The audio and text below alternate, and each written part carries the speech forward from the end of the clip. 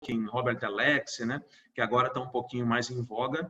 Nós já pesquisávamos a respeito deste tema e o Leonardo pediu agora que eu viesse aqui com vocês para conversar um pouquinho sobre isso. Antes, propriamente, da gente começar a nossa exposição, eu deixo vocês muito à vontade para que façam as intervenções que acharem necessárias, né? Mandem aqui pelo chat ou deem um grito aí, levante a mão, que vamos tentar, dentro do possível, né?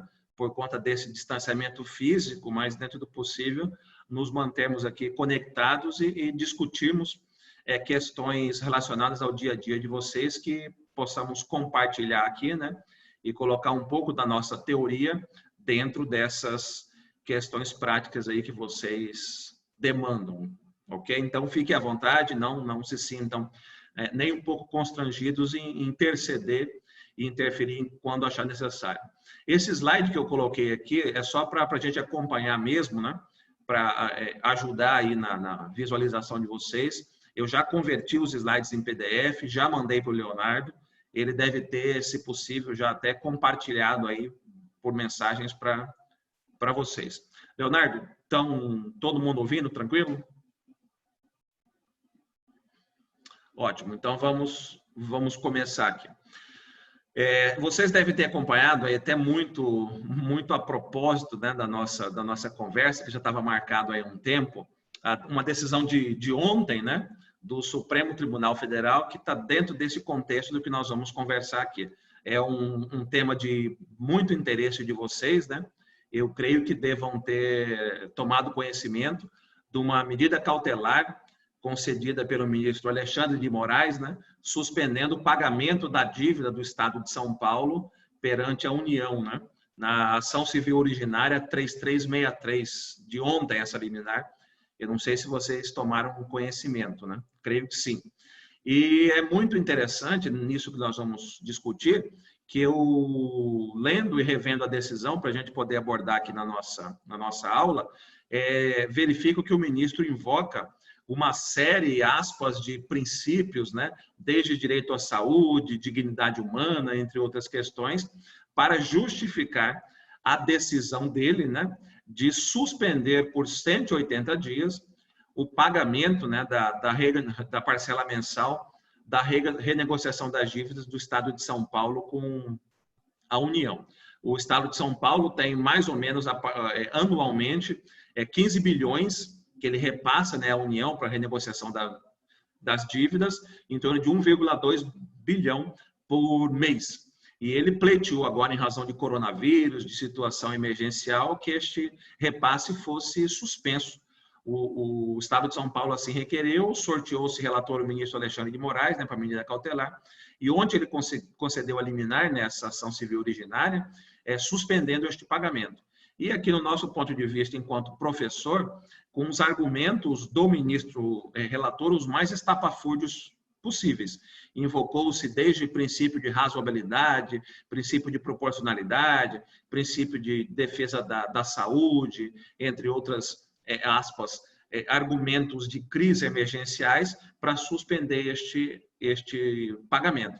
O que nos ilustra, muitíssimo interessante, nos ilustra claramente a forma descuidada e atécnica que tanto o judiciário, né, quanto os demais participantes do sistema de justiça têm manipulado o que se chama um dos princípios jurídicos. Em outras palavras, aqui no Brasil, os princípios jurídicos têm se prestado basicamente a qualquer tipo de argumentação para se impor uma posição ou uma solução que a parte acha. Penso que vocês do lado do Estado devem vivenciar muito isso, né? Em concessões de liminares de saúde, entre outras situações, né? A pretexto de proteção constitucional do direito à saúde, vocês devem receber diuturnamente liminares para cumprir para fornecimento de medicamentos, internações, né? E todas essas medidas são concedidas a pretexto da eficácia de um princípio constitucional. Então, será que é assim, dessa forma? Será que está correto? Como é que nós temos que manipular ou não com princípios? Esta acho que é a pergunta básica, né? Originária aí da nossa discussão. E eu preciso fazer um pequeno esforço, né, histórico, eu preciso trazer a vocês alguns rudimentos ou alguns elementos até de filosofia e teoria do direito para que possam compreender esse estado de coisas, né, que nós temos hoje e como é que nós chegamos até aqui. Para que, compreendendo, né, como é que nós chegamos até aqui, vocês podem manipular corretamente, adequadamente, a ideia dos princípios. Ok? Então, faço aí essa introdução. Peço um pouquinho de paciência a vocês, né? Porque eu preciso necessariamente avançar por alguns temas, né, introdutórios, um tanto até um pouco mais de filosofia do direito, mas que vocês verificarão que fará sentido um pouco mais à frente. E sempre que precisarem interceder e fazer alguma conexão, né, de um caso prático de vocês com esta teoria, sintam-se à vontade. Meus amigos, vamos lá então. Nós vivenciamos basicamente nos últimos anos aí, em todos os ramos da ciência e também na ciência jurídica, no direito, uma virada paradigmática do que se chamava de a era, né, da modernidade, né, da modernidade histórica mesmo, né, pós as grandes navegações, para o que hoje se reconhece como pós-modernidade. Então, nessa passagem da modernidade para a pós-modernidade, o direito também sofreu múltiplas influências, desde de alterações, né, de modelos de legislação e também na ciência jurídica, enquanto mecanismo adequado para lidar com este direito pós-moderno, este direito atual e contemporâneo. E é disso basicamente que se trata, né? O modelo da eficácia normativa dos princípios, ele veio à nossa pauta de discussão basicamente depois da Segunda Guerra Mundial, né, como reação às barbaridades que foram cometidas, né, durante o regime nazista, e os tribunais se viram numa situação de perplexidade, na medida em que todas aquelas violações à dignidade das pessoas foram cometidas, mas estavam previstas, em essência, na legislação. Então, chegou-se ao reconhecimento de que o modelo jurídico que nós tínhamos naquela época, ele tinha se esgotado. Ele não mais atendia à demanda, né, da nossa sociedade. Aí foi quando veio a Lume, né, o que nós temos hoje como modelo pós-positivista, que privilegia a eficácia normativa dos princípios jurídicos. Então, só para que fique bem demarcado esta passagem, no slide que vocês estão vendo, esses são os traços principais da era moderna, quando o direito que nós conhecemos hoje ele foi formado, né? Nós tivemos esses dois movimentos científicos culturais, né? O Renascimento italiano, né, basicamente, que pregava a autonomia dos indivíduos, que pregava, em essência, a superação daquela dependência religiosa que se tinha na época da Idade Média. Na sequência, o iluminismo francês, né, também na mesma linha, pregava a ideia de racionalidade nas ciências. Então, em palavras outras, dizia que para que qualquer compartimento do conhecimento fosse tido como científico, ele precisaria se amparar em bases racionais e não mais em bases especulativas. Basta os colegas lembrarem que, dando um passo atrás, notadamente na época medieval, o direito tinha muito paralelismo com a Igreja Católica, né, com dogmas religiosos e uma certa independência e autonomia. E também nessa mesma fase da modernidade, né, debaixo desses traços científicos, culturais, no aspecto político, nós tivemos o que se chama da centralização dos estados nacionais, né, o fim da era feudal, o fim dos feudos e a unificação dos países, a maioria deles no formato que nós conhecemos hoje. Então, os países europeus continentais, né, Espanha, Portugal, Alemanha um pouco depois, França, Reino Unido, eles tomaram a forma de estados-nação que tem hoje, nesta época, né, na passagem do início da modernidade. E, para tanto, começaram a ter a aprovação de legislações centralizadas, né, que vinham de um único centro normativo.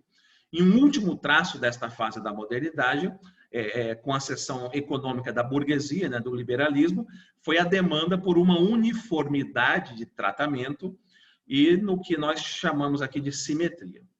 Então, percebam, esta fase da modernidade histórica para o direito, ela trouxe essas características que estão logo aqui no rodapé do slide.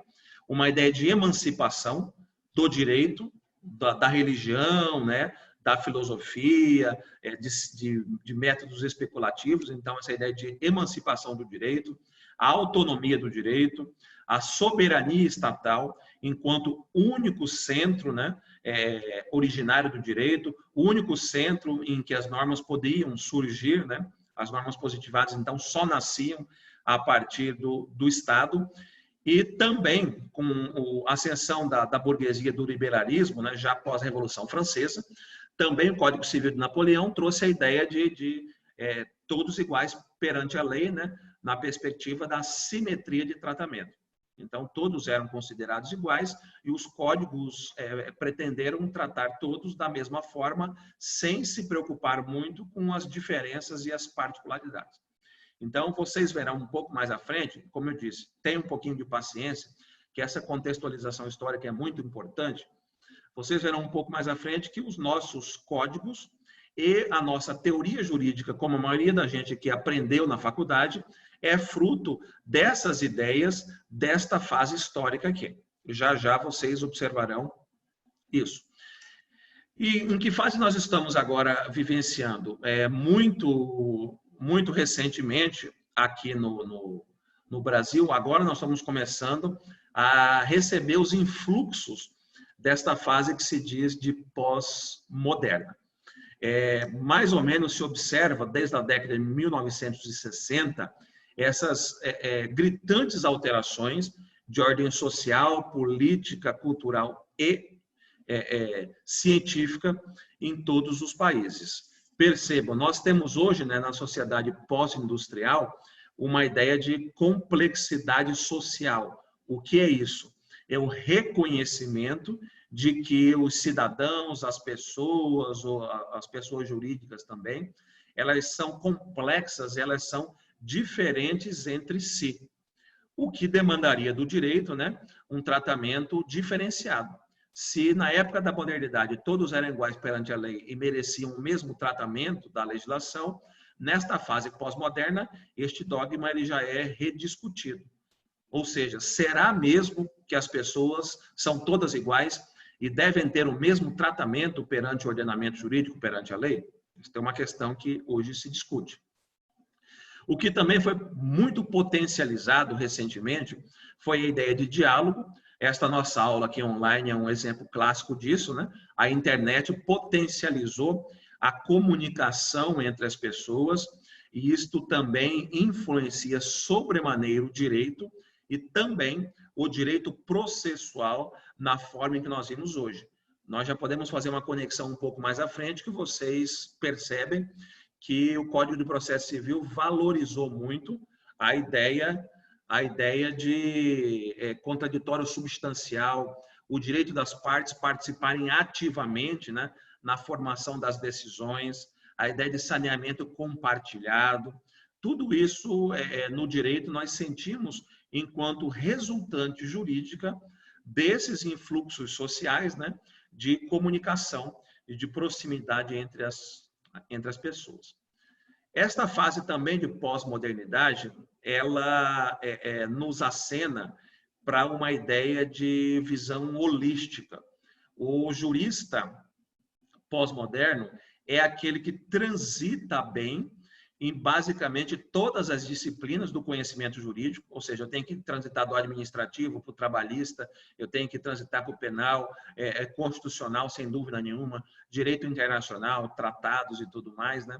Então, essa ideia de especialidade, profundidade, especialização, foi colocado muito em xeque com a pós-modernidade. O que se exige agora, né, do direito é uma visão mesmo mais holística, mais interdisciplinar e até transdisciplinar para fora das nossas disciplinas. o jurista conhecer um pouco também de outras disciplinas que são correlatas, né, e que dialogam com o direito. No aspecto político, se a modernidade foi a época de consolidação e centralização dos estados, agora na fase pós-moderna nós verificamos uma ideia de universalismo, um pouco de perda de soberania em prol de um diálogo internacional e universal mais próximo, ou digamos, uma delegação de parte de soberania estatal em busca dessa ideia de universalismo, né, político, científico, social. Então, meus caros, muito resumidamente, a fase em que nós vivemos, essa pós-modernidade, é marcada por todas essas características de ecletismo, né, complexidade, multiculturalismo social. Isto remete à necessidade de estabelecimento de diálogo e de uma maior tolerância. E a grande pergunta é, então, como é que o direito se posiciona em uma sociedade pós-moderna? E 2, como que a ciência jurídica, enquanto técnica, dá resposta adequada ou respostas adequadas neste momento em que nós vivemos.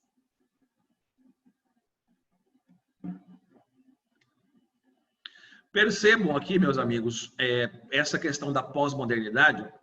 Eu trouxe aqui alguns traços, né, que alguns autores da pós-modernidade que identificaram. Vejam só essa primeira aqui observação do professor Perry Anderson, que é lá da Universidade da Califórnia, né, falando na década de 1970 ainda, a respeito desta virada pós-moderna, né? Veja o que ele diz, que o pós-modernismo é o éter cultural de um sistema global que rejeita todas as divisões geográficas, pois o universo pós-moderno não é de delimitação, mas de mistura, de celebração do cruzamento, do híbrido, do pupurri. Ou seja, sempre essa ideia de ecletismo, né, de multiculturalismo e de mistura, né? Esta ideia marca muito a pós-modernidade. Vejam que um exemplo jurídico, né, interessante, os tribunais italianos, agora em março de 2016, ou seja, há 3 anos, já se viram diante de uma situação jurídica em que, numa separação consensual de um casal, se colocou em discussão a respeito de visita, direito de visita e alimentos, né, manutenção do cachorro do casal. Como assim? O casal divorciou, não tinha filhos, tinham apenas um cachorro, e como é que fica? O cachorro fica com quem? O cachorro fica com a companheira. E como é que faz? Quem é que paga o veterinário? Como é que cuida da ração? Eventuais despesas, direito de visita. Então, vejam vocês essas questões ou esses problemas complexos dessa sociedade multicultural, né, como tem chegado ao judiciário. E pensem vocês, nós estamos apenas na introdução, que já o estado de Mato Grosso, especificamente, o município de Cuiabá, para os colegas que são procuradores do município, serão confrontados com demandas judiciais dentro dessa perspectiva já mais complexa, mais pós-moderna, mais flexibilizada. E a nossa forma de enfrentar esses problemas e de pensar essas situações deve ser também adequada a esse tipo de situação. Veja em direito do trabalho aqui um outro problema pós-moderno, agora de abril de 2017. Uma empresa sueca instala microchips em funcionários. Ou seja, uma empresa pediu que todos os empregados passassem no setor... O colega está querendo... Eu vi alguém aqui chamando. Não, ninguém? Ok.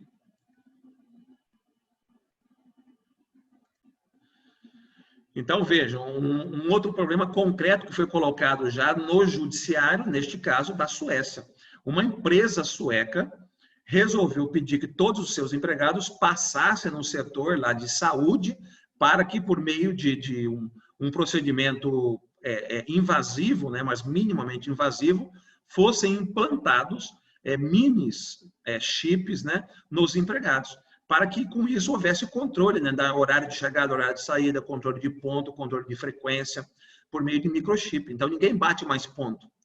Os empregados entram, passam em pórticos que são magnetizados, e isso já dá eventual resposta, né, se eles estão presentes ou não. Alguém está chamando? Pessoas que têm um barulho?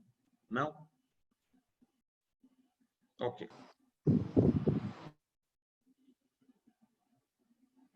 Alguém quer participar, interceder, fazer alguma observação?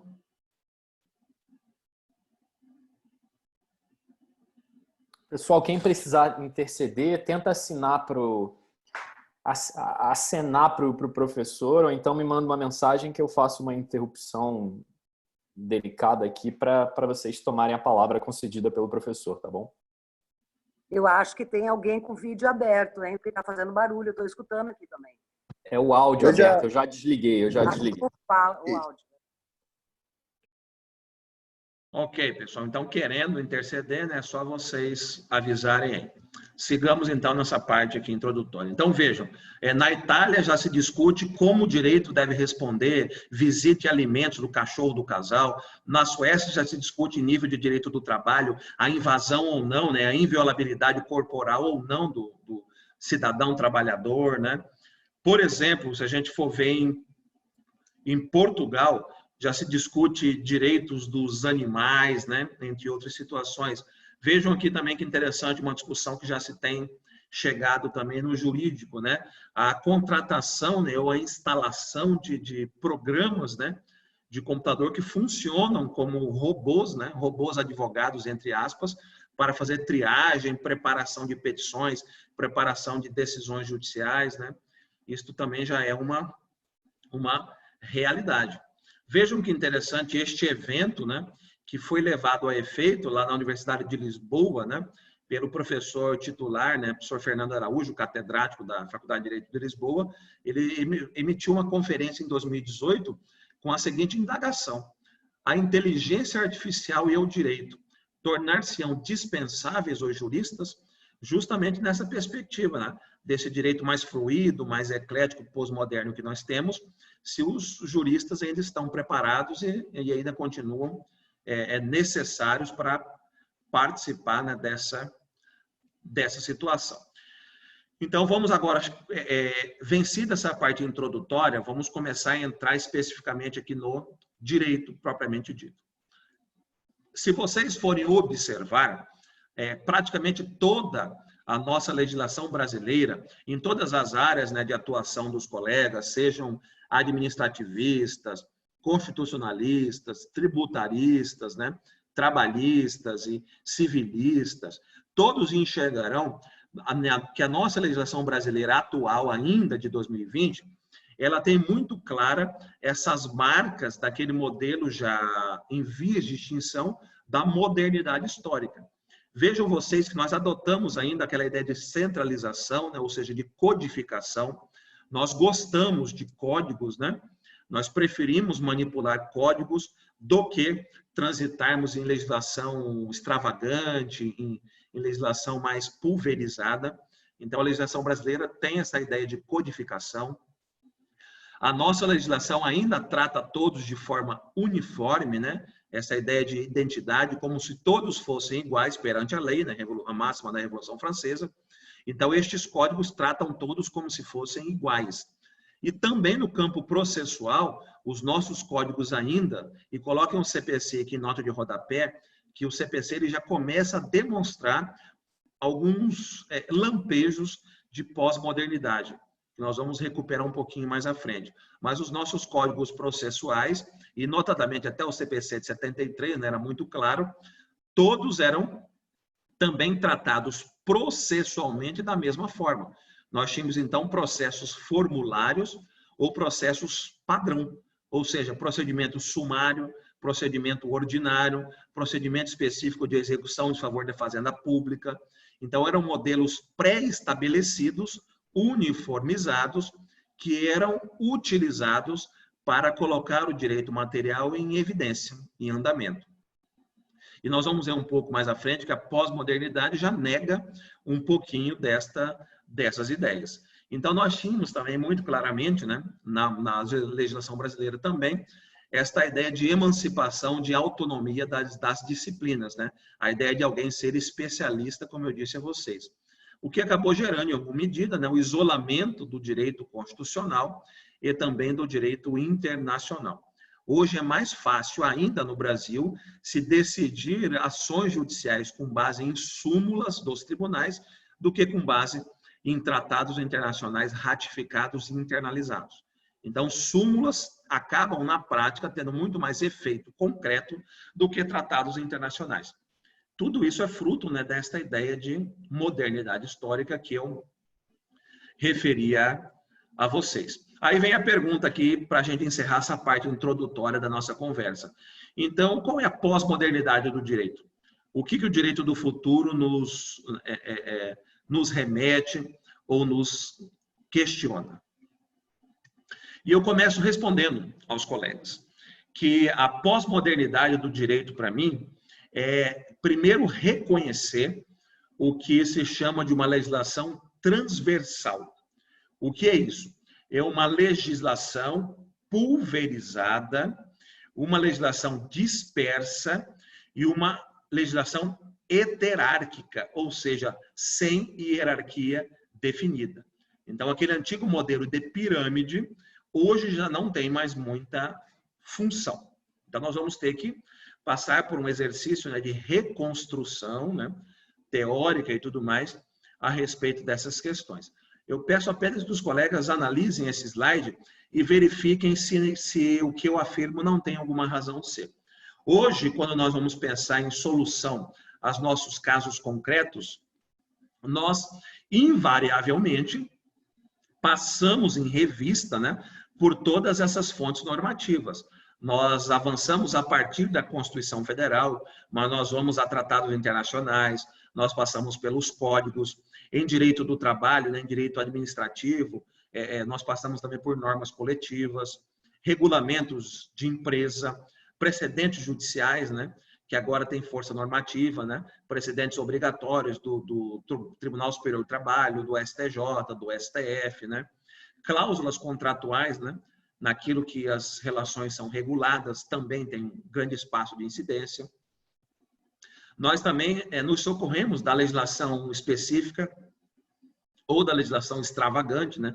A legislação esperta, as normas administrativas. Vocês lidam bastante com isso também, né? A utilização de regulamentações administrativas, decretos do Poder Executivo, né? Instruções normativas, notas técnicas, como fontes normativas para solucionar as nossas questões.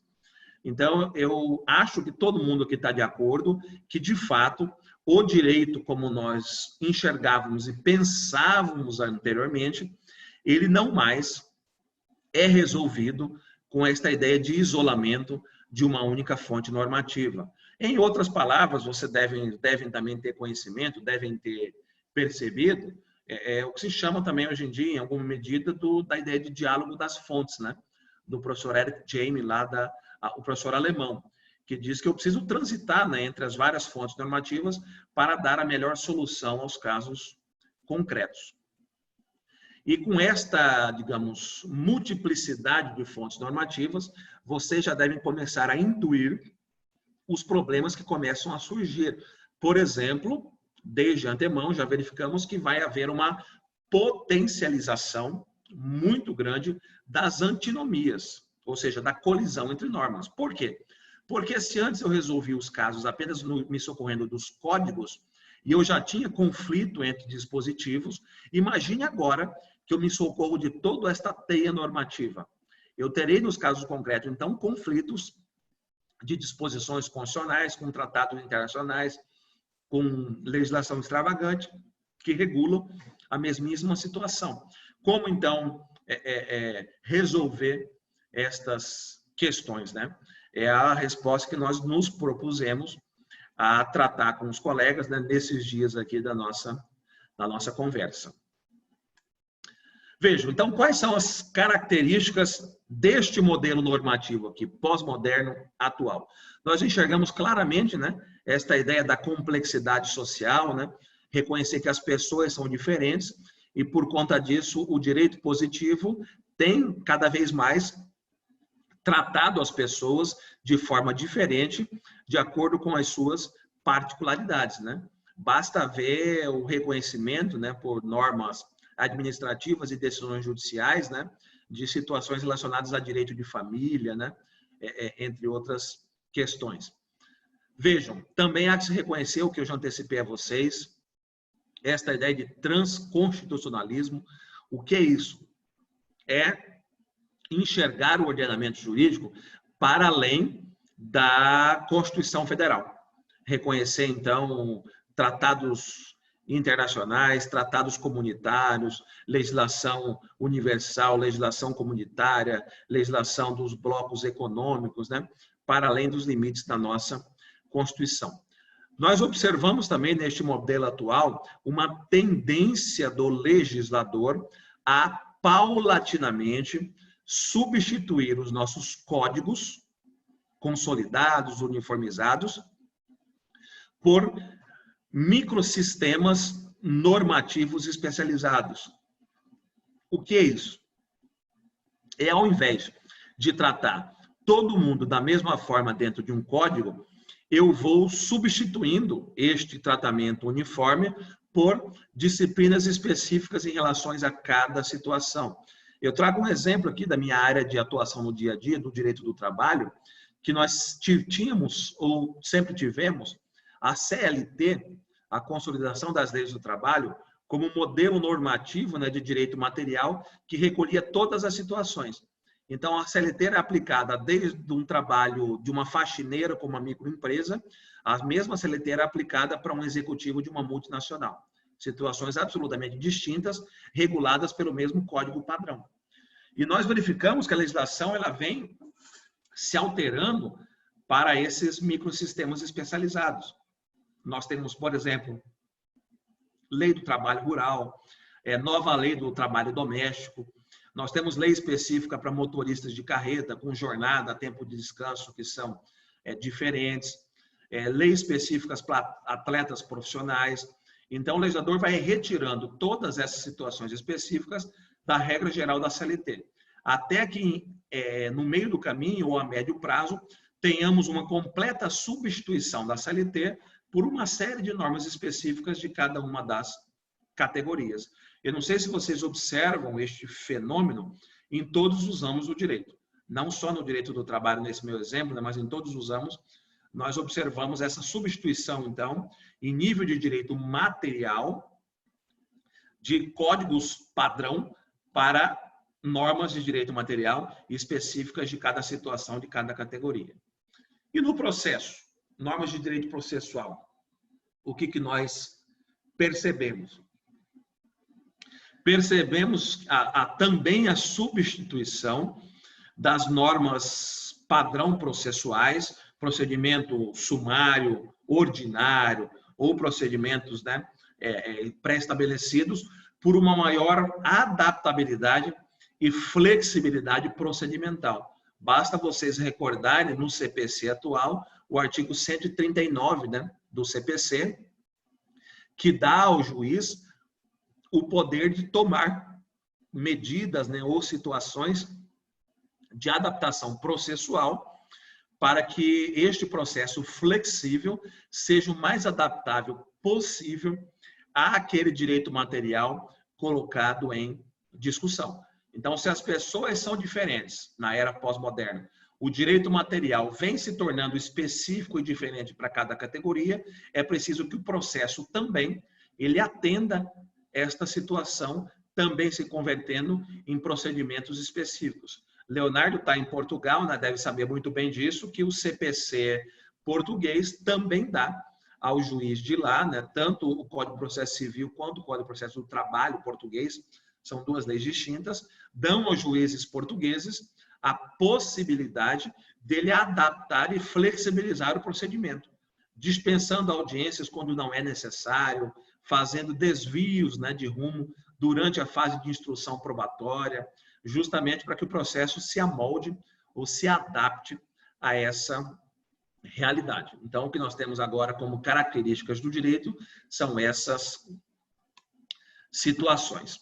Meus caros, eu faço aqui uma pausa aí de 10 segundos para perguntá-los se há alguém que queira fazer alguma contribuição, né, alguma discordância ou algum acréscimo nessa parte introdutória aí da nossa conversa.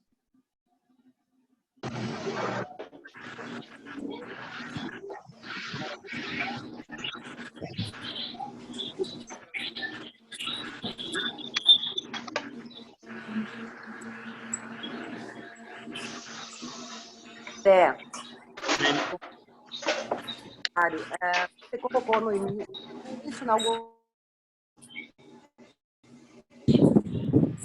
Pedro ativou o áudio de todo mundo sem avisar. Está todo mundo com o áudio ligado agora.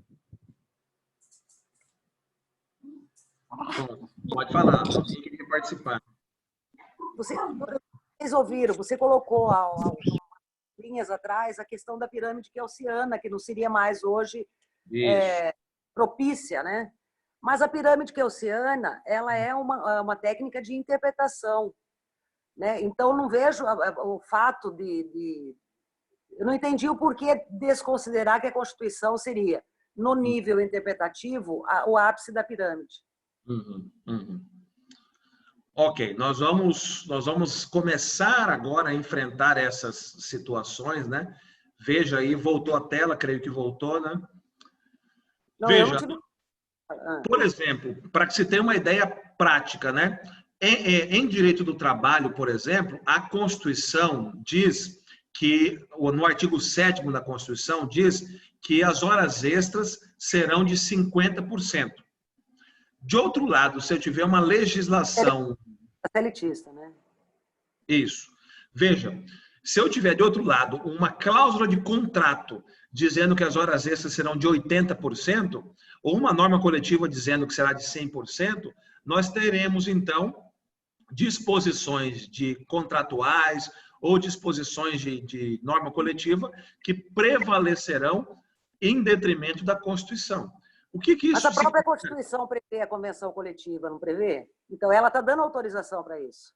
Exato, ok, tudo bem, mas nós podemos pegar exemplos de tantas outras áreas do direito. Percebam, se a gente for para o direito internacional, por exemplo, nós verificaremos que, em alguns casos, as disposições de direito internacional, elas sobreporão a nossa Constituição, e em outras situações, as normas de direito internacional, elas se submeterão ao direito interno.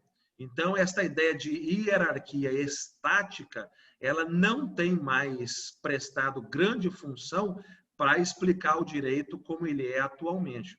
Nós vamos agora... Pois não, pode falar. Direito público, isso não eu acho que não ocorre, porque no direito público prevalece o princípio da legalidade.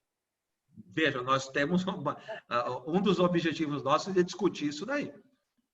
Exatamente. Esta ideia, alguns dogmas, inclusive de direito público, vejam outro, de supremacia de interesse público sobre o privado, é um dogma de direito público, de direito administrativo, que já tem sido bem discutido, né? Já tem sido bem questionado, relativizado.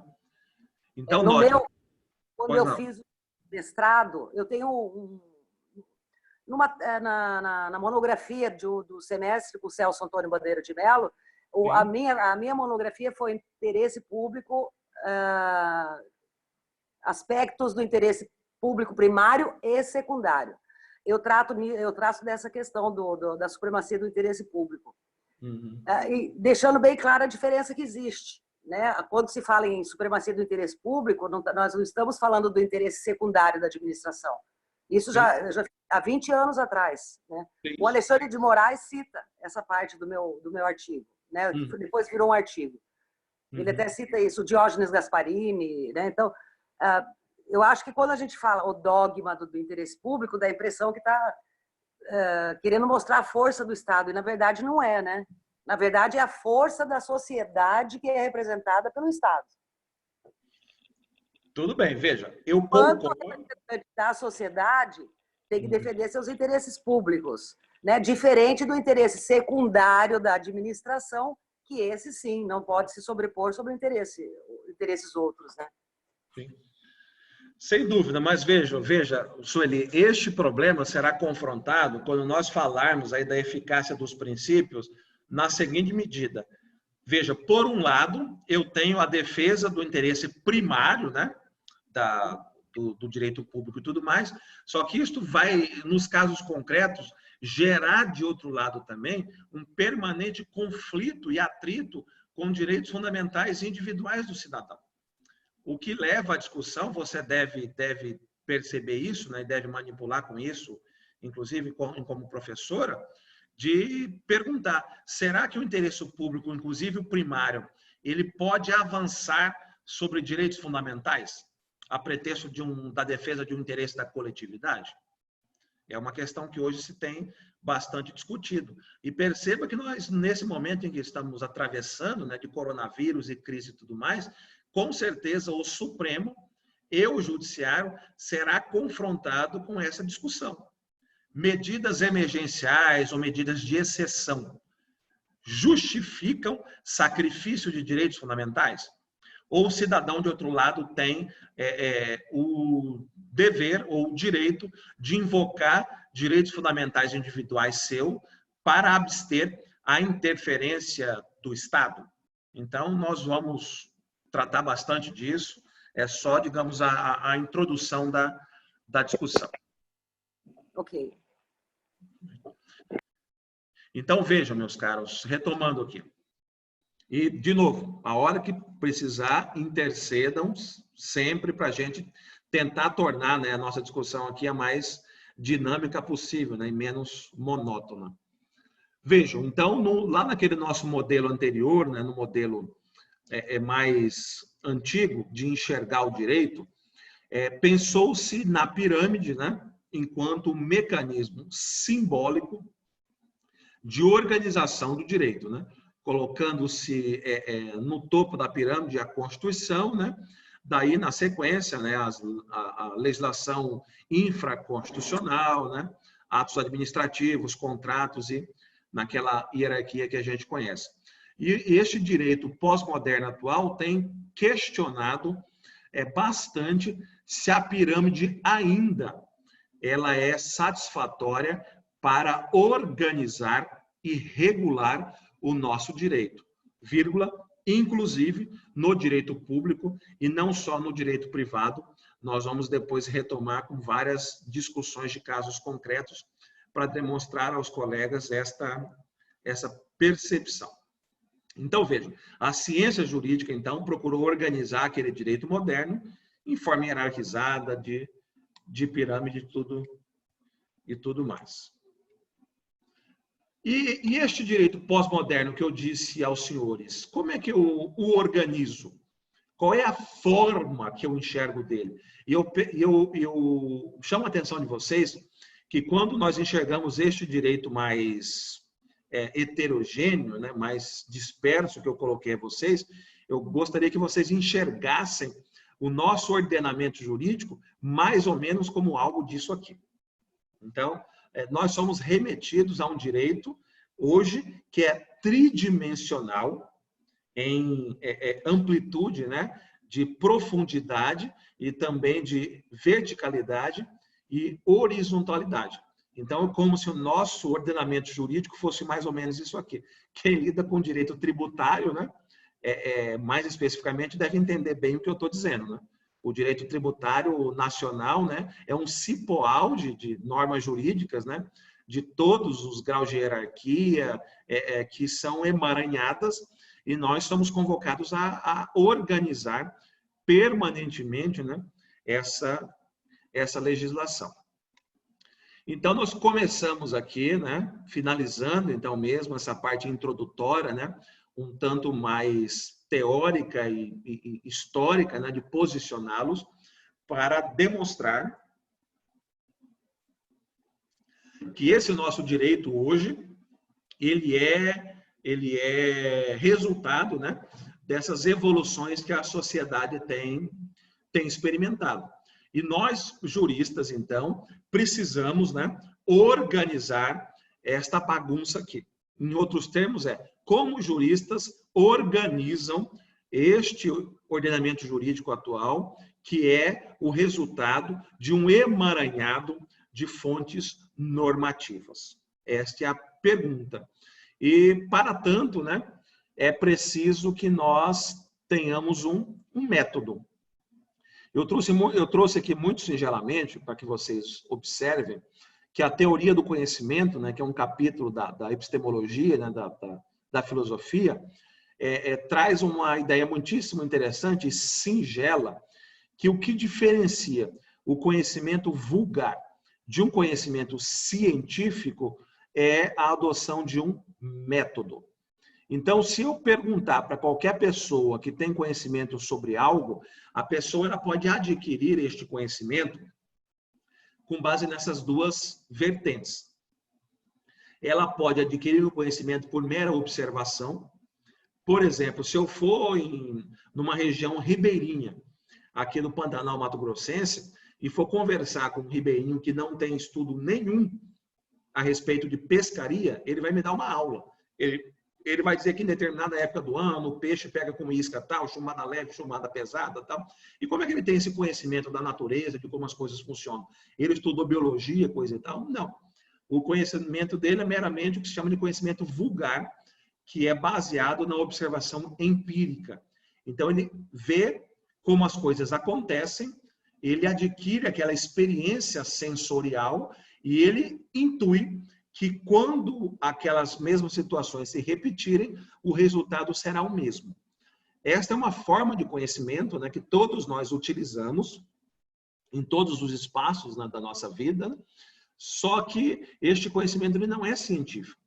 Um conhecimento só se torna científico quando eu tenho um método a partir do qual eu abordo o meu objeto de conhecimento, o meu objeto de estudo. Então, eu passo, a partir desse método, a fazer como se fosse uma análise pormenorizada do meu objeto de estudo. E com este método, né, eu começo, então, a observar e a anotar conclusões que se querem científicas. Então, o que distingue um conhecimento vulgar de um conhecimento científico é a adoção de um método, inclusive no direito ou principalmente, né, no direito. Então, vamos começar a discutir um pouquinho disso, meus amigos, na pesquisa científica. As ciências naturais, de uma forma geral, elas abordam seus objetos de análise e o objetivo de qualquer ciência natural é explicar como as coisas são. A física, né, a biologia e a botânica, ciências naturais, procuram explicar os fenômenos sociais, né, como as coisas acontecem. Já no lado das ciências humanas, que é o espaço do direito, o objetivo de qualquer estudo científico é compreender o objeto de estudo. Aí vem a primeira pergunta originária, que é muitíssimo interessante, e a resposta a ela vai nos dar resultados práticos do dia a dia muito mais profundos do que nós podemos imaginar. Então, eu pergunto a vocês, então, quando um jurista pretende produzir conhecimento, produzir ciência ou abordar o seu objeto do conhecimento com um método adequado, a primeira pergunta que se faz é: qual é o objeto do cientista do direito? O que é o direito? O que é que o jurista estuda? Então, esta já é uma pergunta muitíssimo interessante que nós vamos avançar para responder. E a segunda pergunta que se faz é, identificando o que é objeto de estudo do jurista, qual é o método, então, mais adequado para estudar o direito? Qual é o melhor método atual neste direito pós-moderno, complexo, nesse emaranhado de fontes normativas? Qual é o melhor método de interpretação, organização e aplicação do direito? Então, nós precisamos encontrar um melhor método. E qual é o método que hoje, atualmente, vem se adotando para estudar o direito? É o que se intitulou chamar aqui no Brasil, né, de modelo metodológico pós-positivista. Então, pós-positivismo, né, a eficácia dos direitos fundamentais, a força normativa dos princípios, é um método jurídico que se pretende adequado para organizar, compreender, explicar o direito nessa fase em que nós vivemos atualmente. E nós precisamos, enquanto juristas, ter um cuidado muitíssimo grande para não confundirmos os vários métodos que existem. O principal equívoco, então, que os juristas cometem, que eu trago como observação aqui nesse slide, é o que se chama do sincretismo metodológico. O que é isso? É utilizar ou invocar instrumentos ou mecanismos de métodos jurídicos que são diferentes. Então, se eu, por exemplo, sou um positivista normativista, não faz nenhum sentido eu invocar, por exemplo, força normativa de princípios ou eficácia de direitos fundamentais. Esses institutos só têm sentido para os juristas que são pós-positivistas, ou, de outro lado, que adotam um modelo metodológico pós-positivista para a abordagem do seu estudo, do seu objeto de estudo, que é o direito. Então, nós precisamos compreender isso. O sincretismo metodológico, ou a mistura inadvertida de instrumentos que pertencem a métodos jurídicos diferentes, isto não dá bons resultados. Nós vamos, de novo, a casos concretos daqui a pouco para enfrentar essas situações. E nós precisamos distinguir também o que é atividade do jurista e o que é a atividade do que se chama do operador jurídico.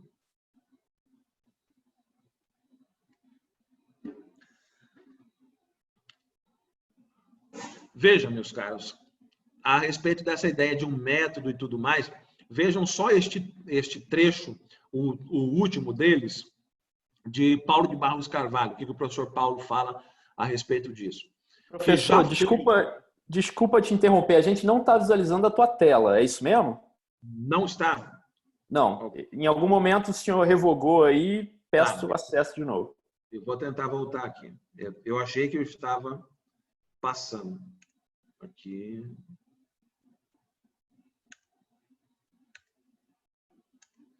Vamos lá.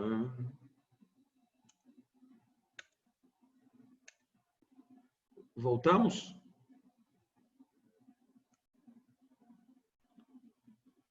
Agora, voltamos. Voltou? Agora sim. Sim. Beleza. Vamos lá.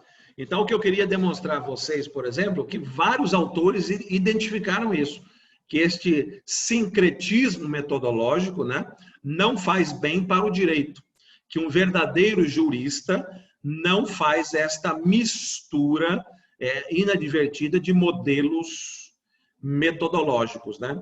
É importante que eu tenha, né, noção disso. Veja o que diz, por exemplo, Paulo de Barros Carvalho, que é o último lá, né, das citações que eu trouxe. Aspas, né? Já foi o tempo em que se nominava acriticamente de ciência a singela coleção de proposições afirmativas sobre um direito positivo historicamente situado, passível de dissolver-se sobre o impacto dos primeiros questionamentos. O que o senhor Paulo quer dizer a respeito disso? Não é científica a afirmação casuística e descontextualizada a respeito do direito. De outro lado, para que eu atue de forma científica no direito, eu primeiro tenho que ter um método e utilizar este método integralmente como um mecanismo de estudo do direito de forma mais ampliada, para que não tenha contradições, né? E as minhas afirmações não sejam dissolvidas, né? Sobre o impacto dos primeiros questionamentos, o que diz o professor Paulo. E quais são os métodos, meus amigos? Os métodos utilizados para organizar, explicar e sistematizar o direito.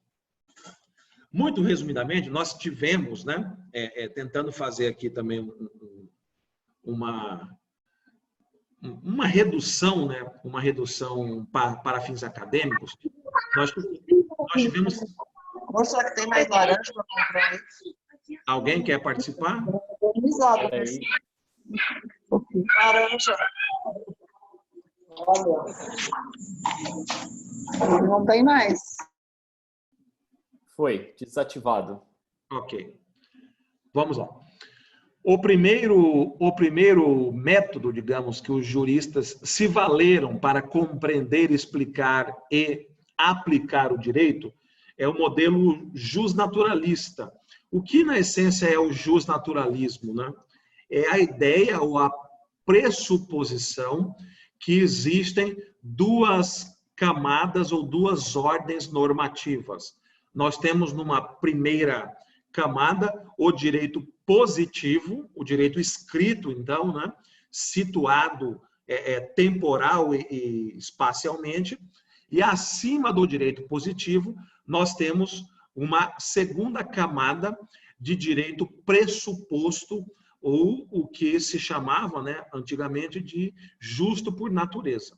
Então, para as pessoas que são jusnaturalistas, ou que se utilizam deste mecanismo, né, para interpretar o direito, eles sempre questionam a justiça da legislação.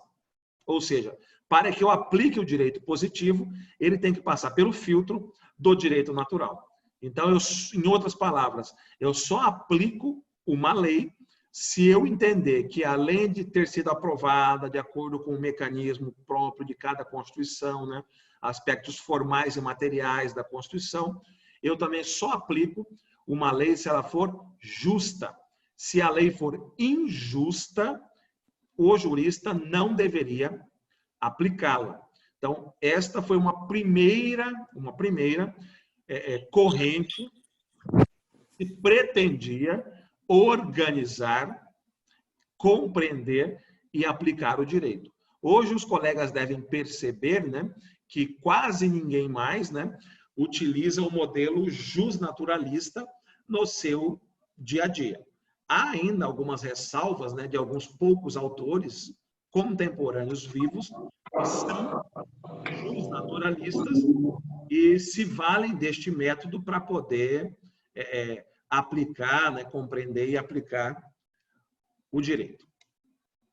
Um segundo método, né, que foi vigente por mais tempo e até hoje ele é utilizado pela maioria das pessoas, as nossas faculdades ensinaram, né, o direito para nós todos a partir de métodos positivistas. Vocês compreenderão agora muito do que a gente viu na nossa graduação. Os professores nos ensinaram a pensar com este método positivista ou um positivismo jurídico. O que é o positivista ou positivismo na essência, meus caros? Aqui é muito interessante, depois quem tiver até curiosidade de aprofundar, né, e quiser me procurar, eu tenho material para passar, tal, mas nós tivemos uma fase histórica muitíssimo interessante que se convencionou chamar de Círculo de Viena. O que é isso? Viena, capital da Áustria, né?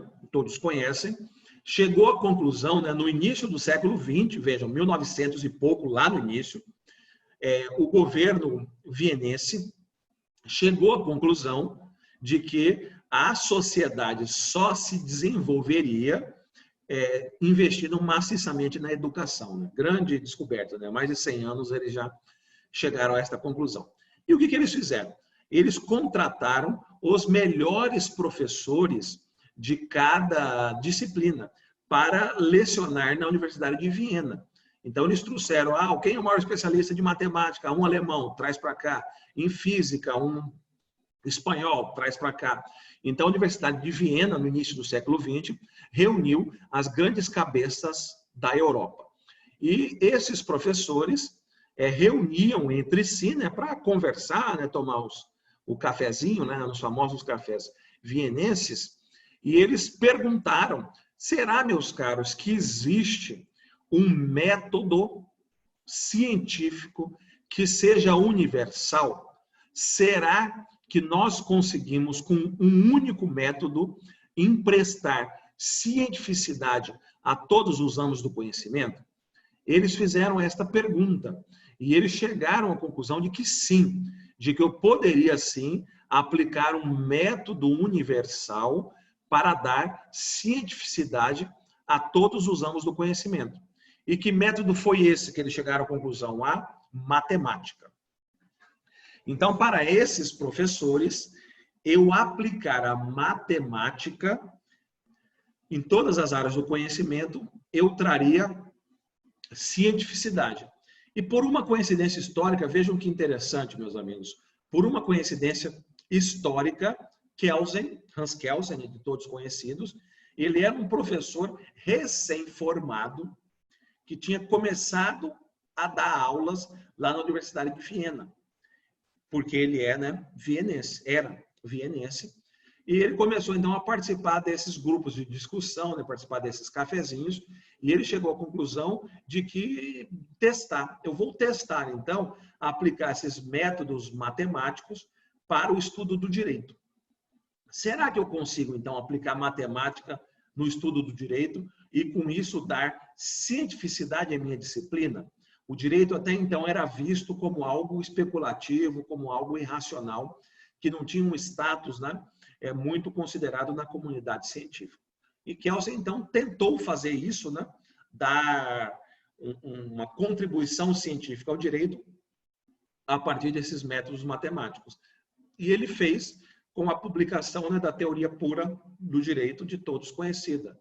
O que é a teoria pura do direito, então? A primeira edição, de 1934.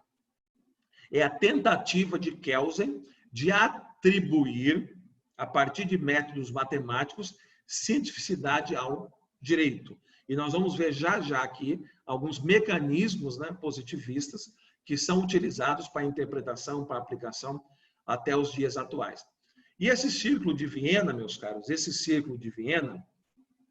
eles também estabeleceram, além da matemática como método universal, eles também fixaram uma outra premissa, qual seja de que a linguagem científica, para se diferenciar do conhecimento vulgar, aquele conhecimento empírico que eu disse a vocês, eu precisaria ter precisão na linguagem. Em outras palavras, um conhecimento só é científico quando eu utilizo de um método para abordar o meu objeto e, ao descrever as minhas conclusões, eu utilize uma linguagem que seja científica, que seja uma linguagem precisa. Então, eu não posso utilizar linguagem vaga, a linguagem ambígua, para expressar conhecimento, que isto retira dele cientificidade. Isso vocês conseguem observar claramente no direito, Quanto mais direto, singelo é, uma sentença, uma petição, mais fácil é de entendimento, e tudo mais. Eu trouxe aqui para que vocês vejam, só de curiosidade, para descontrair um pouco, uma petição de um recurso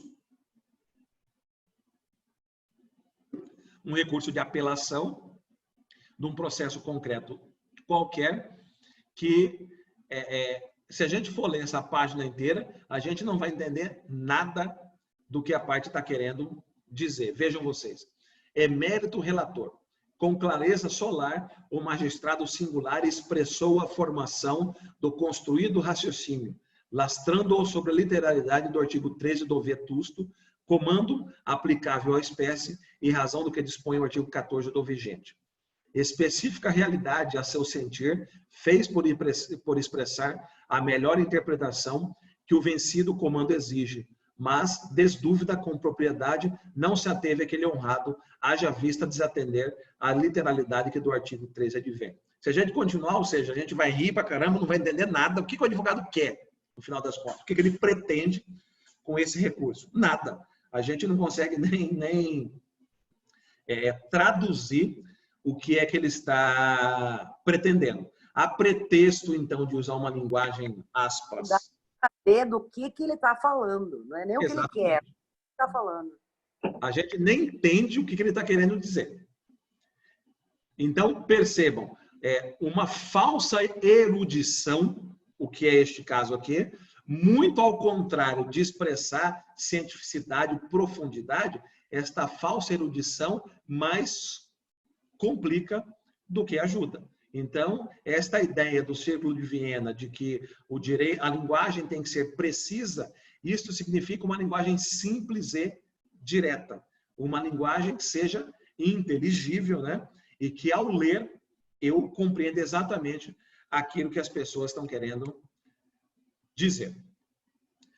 Tudo bem, meus caros? Alguma interferência? Como eu disse a vocês, o nosso encontro é razoavelmente longo, né? São vários dias. Nessa parte introdutória, eu estou fazendo um singelo passeio com vocês, né? Para que compreendam, né? Ou tenham aportes teóricos, para que depois nós começamos a manipular casos concretos. Nós vamos discutir aqui acórdãos do Supremo Tribunal Federal em temas relacionados à fazenda pública do interesse de vocês, né? Só que para que possamos compreender essas decisões, questioná-las, alternativas de recurso, é importante que vocês tenham essas ferramentas teóricas, né? Por isso que nesse começo, né, eu me sinto obrigado de fazer esses acréscimos, né, e passear com os colegas nesta breve evolução do direito, né, e de como os juristas têm pensado o direito ao longo dos anos. Alguém tem alguma pergunta, alguma contribuição aqui nesse momento?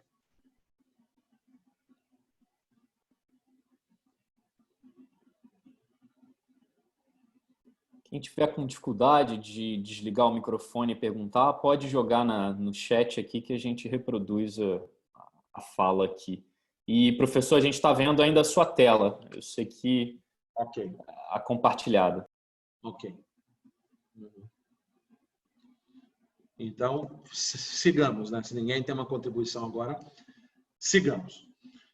Então, vejam, nós tivemos uma passagem da década de 1950 para cá, muito interessante também, chamada de giro linguístico.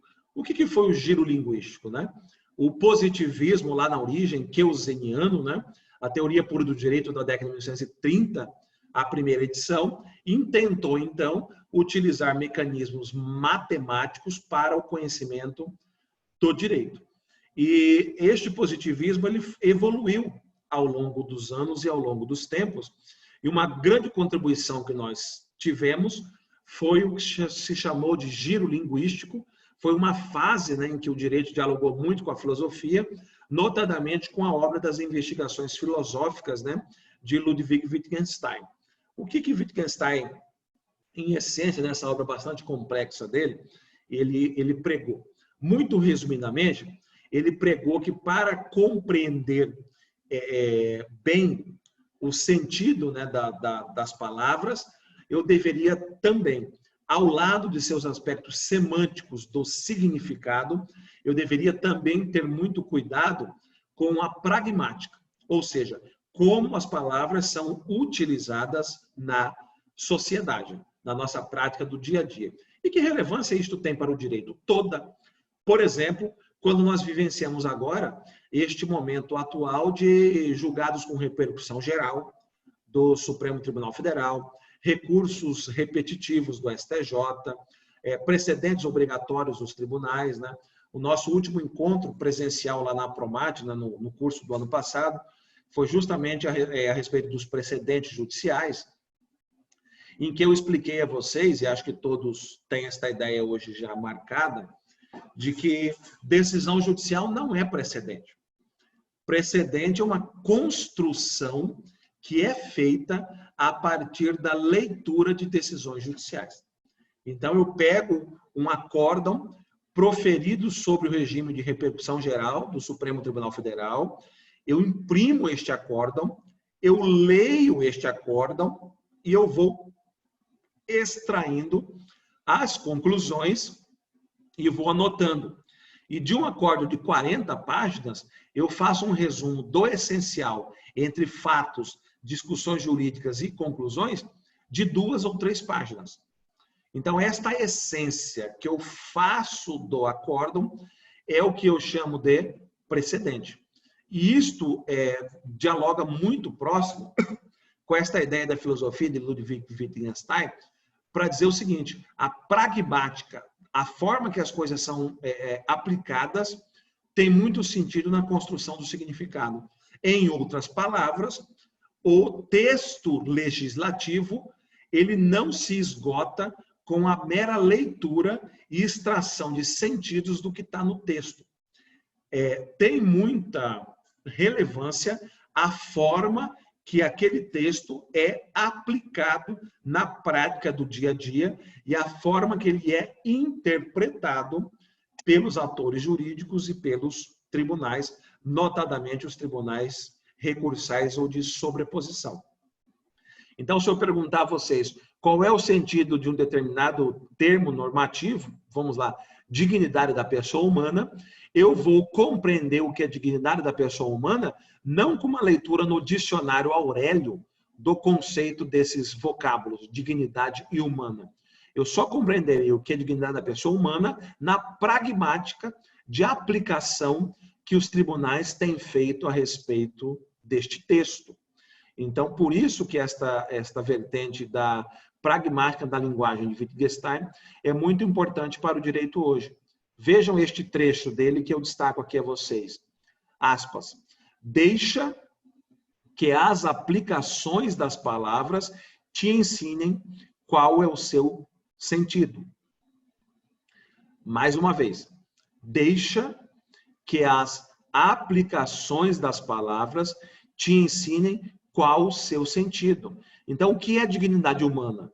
Deixa que a aplicação da dignidade humana nos casos concretos vai se adensando vários conceitos e isto vai me maturando até me entregar o significado jurídico de dignidade humana. Daí vocês perceberam, então, que os precedentes assumem um papel muito importante nesse direito em que nós estamos vivendo. Recuperem aquela imagem que eu coloquei a vocês do ordenamento jurídico pós-moderno, em que eu destaquei lá também que os precedentes têm bastante relevância atualmente e faz parte das fontes normativas do direito atual. Fonte formal, inclusive, né? Que o precedente judicial hoje tem força como se lei fosse os precedentes obrigatórios do artigo 927 do CPC.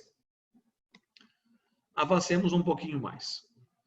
O que é, então, que Kelsen, em resumo, na teoria pura, ele nos trouxe enquanto método jurídico? Primeiro, ele disse o seguinte: o jurista precisa ter em mente o seu papel. O jurista não pode se confundir com político, com sociólogo, com cientista social e com tantos outros ramos do conhecimento que até tem alguma relação com o direito. Mas os juristas devem ter consciência de que quando eles estão atuando enquanto juristas, eles têm que fazer, né, o que Kelsen chamou deste corte metodológico. Em outras palavras, a função do jurista é descrever o ordenamento jurídico da forma que eles enxergam. Então, eles analisam o direito positivo, a partir do método positivista, eles descrevem o que eles enxergam. Jurista não valora e jurista não avalia a conveniência política de determinada legislação. Então, Kelsen fala, né, de uma necessidade do jurista assumir uma posição de neutralidade axiológica, né? Como se fosse possível uma certa imparcialidade ideológica do intérprete, né? Ele não misturar seus favoritismos políticos e ideológicos na tarefa de interpretar e de dizer o direito. E ele diz, e ele avança e diz o seguinte, que então o jurista vai analisar o direito, vai descrevê-lo, né, da forma que ele enxerga a partir deste método. Então, qual é o papel do jurista? É decifrar o conteúdo das normas jurídicas a partir dos textos. Em outras palavras, eu pego uma lei nova recém-aprovada, e agora, né, nós estamos vivendo uma época muito propícia a isso, né? Uma medida provisória aprovada hoje, em razão da crise do coronavírus. Eu vou pegar o texto aprovado. Então, a partir do meu método, eu vou analisar este texto e eu vou descrevendo o que é que determinado artigo daquele está querendo dizer. Esta minha descrição, interpretação, a partir do método, ela proporciona a conclusão de normas jurídicas. Observe, então, meus amigos, as normas jurídicas não estão no texto. As normas jurídicas não são dadas pelo legislador. O legislador nos dá dispositivos normativos. Normas jurídicas são o resultado de interpretação que os juristas fazem dos textos. O que eu aplico no caso concreto não é o texto legislativo. O que eu aplico no caso concreto é a norma jurídica enquanto resultado da minha atividade interpretativa. E que relevância isto tem? Toda relevância na medida em que o método jurídico que eu utilizo para interpretar os textos pode me dar normas jurídicas que são diferentes. Ou seja, se eu interpretar o mesmo texto normativo a partir de um método positivista, o resultado pode ser A. E se eu interpretar o mesmo texto a partir do método pós-positivista, a norma jurídica que resulta diz B e não diz mais A.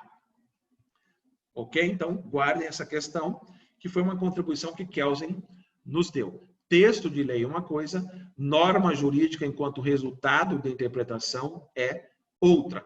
Então, qual é o papel do jurista para Kelsen, para o modelo positivista?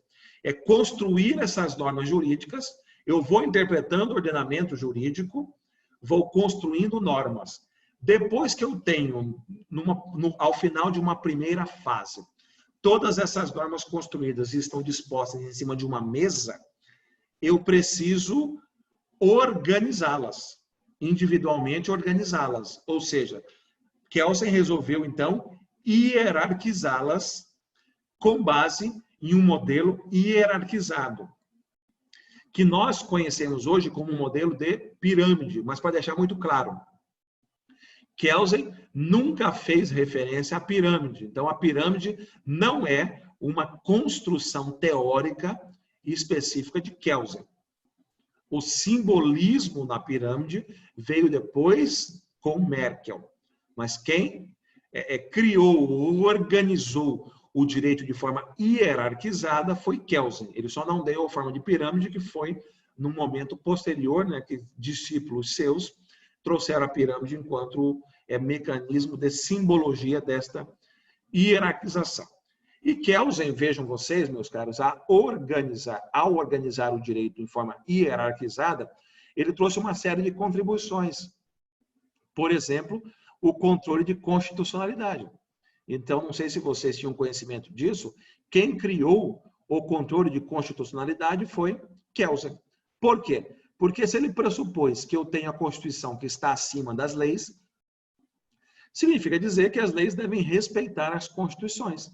De modo que, se não respeitarem, essas leis são inconstitucionais. Então, o primeiro país do mundo em que se adotou o controle de constitucionalidade no modelo concentrado foi a Corte Constitucional Austríaca, né? Não por coincidência, composta por Kelsen. Kelsen, aos 28 anos, ele foi nomeado, né, ministro do Supremo Tribunal Federal austríaco, né? E lá implantou o modelo de controle de constitucionalidade, pressupondo este ordenamento hierarquizado. Tudo bem por aqui, pessoal? Tem um questionamento, alguma pergunta a ser feita?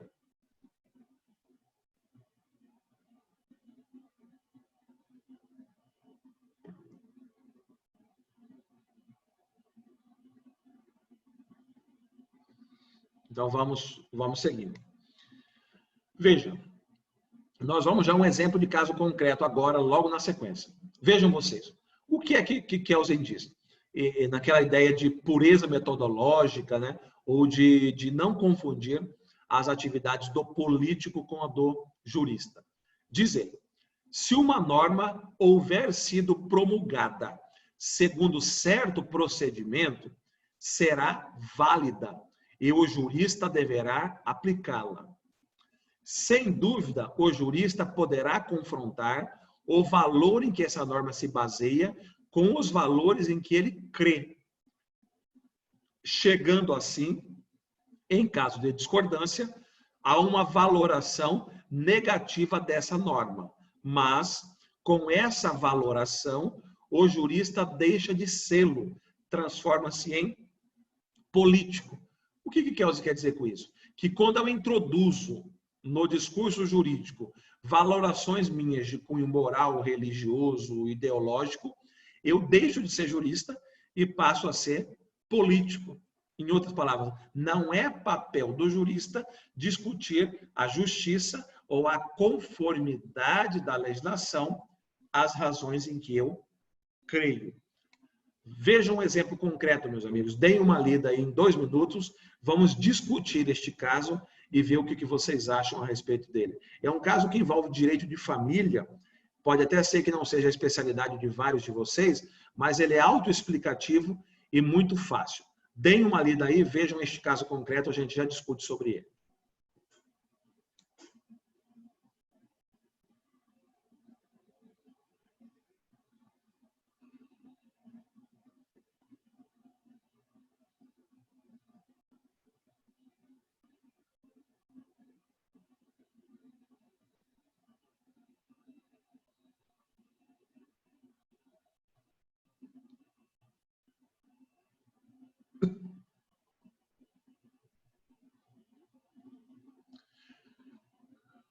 Vejam, agora acho que vocês já deram uma lida. O que se discute no caso aqui, né? Houve uma pretensão, né, lá no Tribunal de Justiça do Estado do Maranhão. Este é um julgado da 3ª Câmara Civil, em que o desembargador resolveu reconhecer união estável, aspas, da amante. Então, um determinado cidadão mantinha simultaneamente convivência com 2 famílias. E tinha filhos e tudo mais nas 2 famílias. Só que a primeira família, ele tinha casamento formal, né, e tudo mais com a companheira, e a segunda não. A segunda, né, era o que se chamava, entre aspas, né, só para a gente discutir aqui, entre aspas, da amante. E esta amante, depois, pleiteou, então, um reconhecimento de união estável para todos os fins, principalmente para fins de regime de bens e direito de herança, né, e tudo mais. E o que foi que o Tribunal de Justiça lá do Estado do Maranhão decidiu? Observem, meus caros, lembrem desta advertência de Kelsen, da distinção das atividades do político e do jurista, e lembrem e vejam esta decisão de um caso concreto relativamente recente. Veja o que diz o acórdão. O Código Civil optou por tratar as uniões fora do casamento com muito rigor, qualificando-as como mero concubinato. Artigo 1727. Para minorar esse rigor, o parágrafo 1º, né, do 1723, admitiu a possibilidade de configurar-se a união estável desde que haja separação de fato. Ou seja, o Código Civil diz, havendo separação de fato, eu posso reconhecer a união estável. Aí avança o acórdão. Portanto, na previsão legal, a separação de fato se apresenta como condício sine qua non para o reconhecimento de união estável de pessoa casada. Entretanto, a força dos fatos surge como situações novas, que reclamam acolhida jurídica para não ficarem no limbo da exclusão. Dentre esses casos, estão as famílias paralelas que vicejam ao lado das famílias matrimonializadas. A família tem passado por um período de acentuada evolução, com diversos modos de constituir-se, longe dos paradigmas antigos, marcados pelo patriarcalismo e pela exclusividade do casamento como forma de sua constituição. Dentre as novas formas de famílias hoje existentes, despontam-se as famílias paralelas, aquelas que se formam concomitantemente ao casamento ou à união estável. Se a lei lhe nega proteção, a justiça não pode ficar alheia a esses clamores. As leis, diz Jacques Derrida, em sua obra Força de Lei, não são justas como as leis. Quer dizer, o enunciado normativo não encerra em si a justiça que busca. Só a equidade pode adaptar a letra da lei ao caso concreto.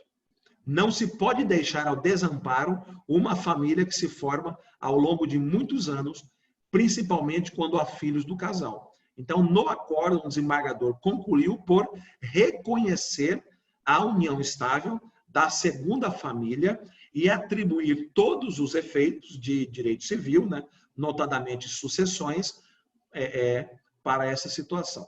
O que os colegas acham a respeito disso, pensando em termos de método jurídico? Eu gostaria de ouvi-los. Concordam com essa decisão?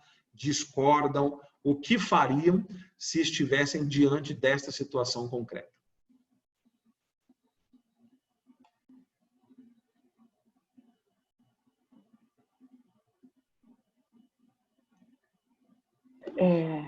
Estão me ouvindo? Estou ouvindo. Inclusive, tem um processo com repercussão geral no Supremo, sim, que discute justamente isso, o direito da família paralela. Na verdade, ela, nos últimos tempos, ela tem ganhado muita força nesse sentido, de haver um reconhecimento. O que discute nesse recurso extraordinário, com repercussão geral, seria a nível previdenciário. A amante, né, a família paralela, poder ter direito à pensão deixada pelo falecido, concomitantemente com a sua esposa.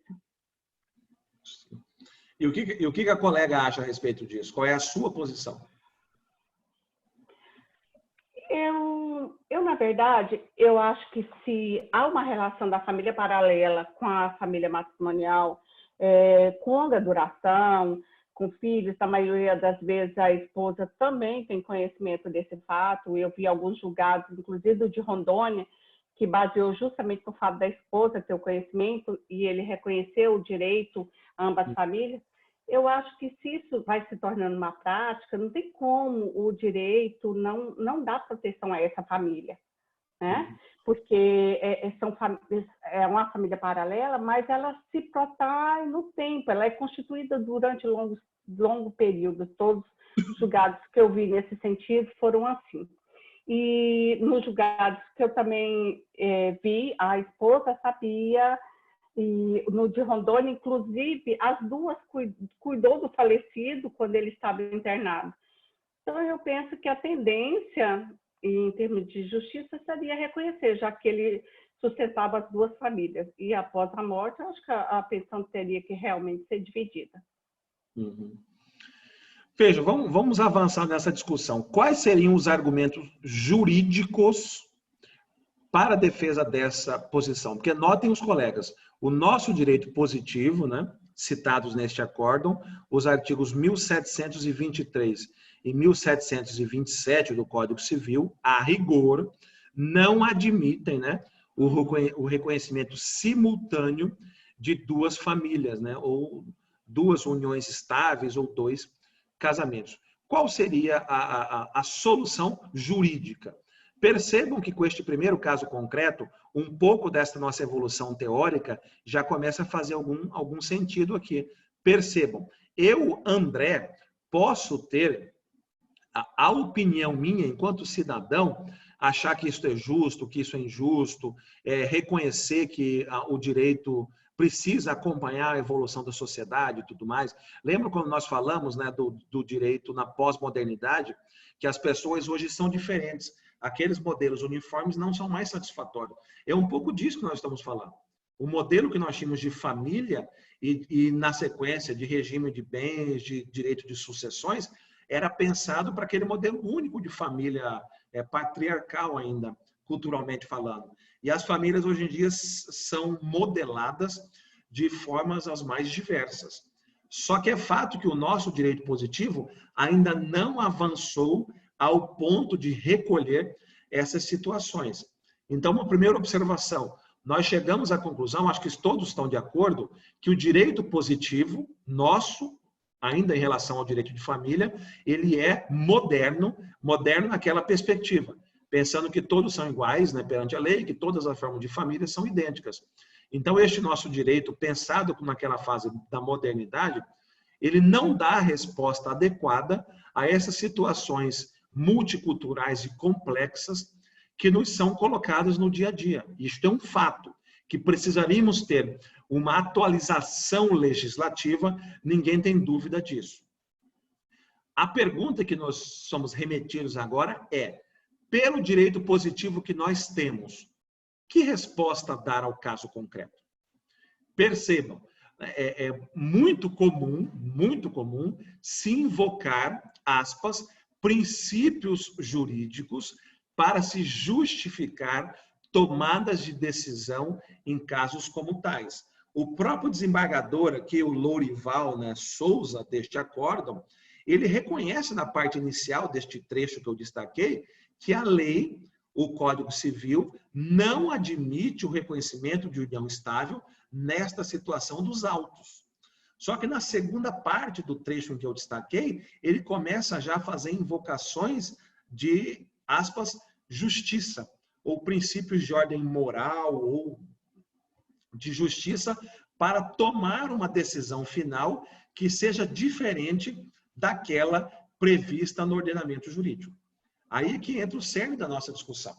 De outro lado, só abrindo uma nota de rodapé, vocês, enquanto Estado, né, Estado de Mato Grosso, município de Cuiabá, alguns colegas aqui são da PGM, devem se ver diante de decisões muito parecidas com essas aqui, em que se atribui ao ente público, principalmente, né, o cumprimento de obrigações não previstas, em até alguns casos vedadas pelo ordenamento jurídico, mas que essas decisões são determinadas com base genericamente em princípios ou em razões de justiça.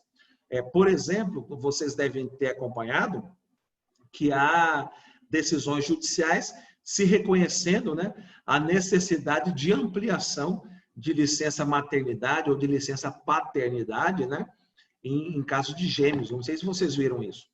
A licença maternidade deverá ser o dobro do prazo legal, na medida em que a gestante, né, que acabou de dar à luz, deu à luz a gêmeos ou a trigêmeos, então se impõe ao Estado a observância de uma licença maternidade, né, com os pagamentos correlatos em prazo em dobro, coisa parecida.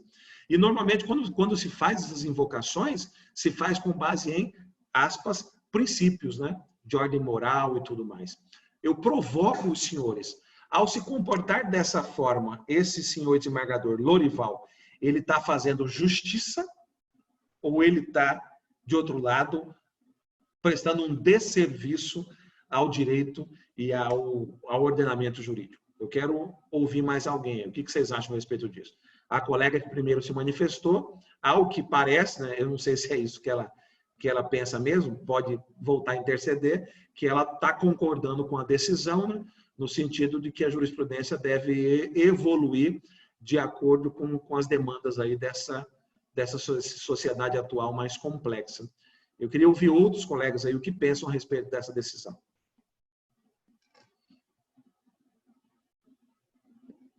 Mais alguém?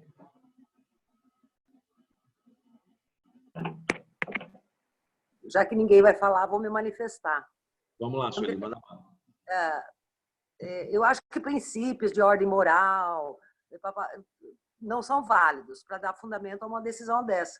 Mas aí eu te pergunto, a Constituição, um dos princípios constitucionais é a proteção à família, não é?